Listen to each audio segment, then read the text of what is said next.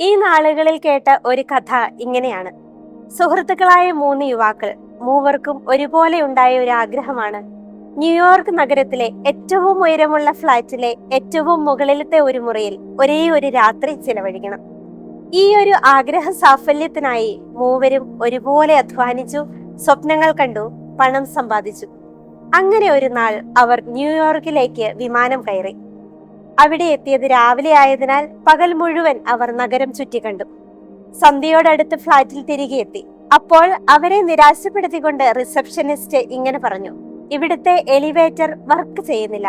ഇനിയുള്ളത് 2 വഴികളാണ്. ഒന്ന്, 45 നിലയുള്ള ഈ ഫ്ലാറ്റിന്റെ ഗോവണിപ്പടികൾ ചവിട്ടിക്കയറുക, അല്ലെങ്കിൽ ഫ്ലാറ്റിന്റെ ഏറ്റവും താഴത്തെ നിലയിലുള്ള റൂമിൽ താമസിക്കുക.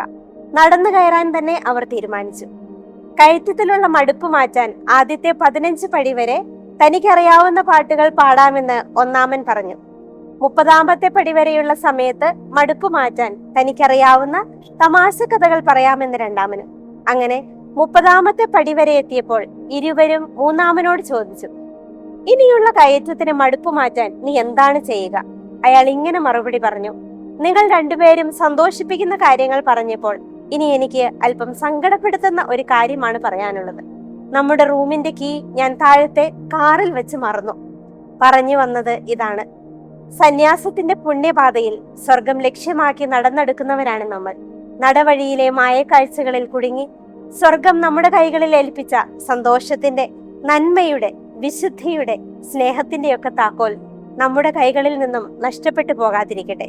അതിനായി കുറച്ചുകൂടെ തീക്ഷ്ണതയോടെ ക്രിസ്തുവിനെ സ്നേഹിക്കാം.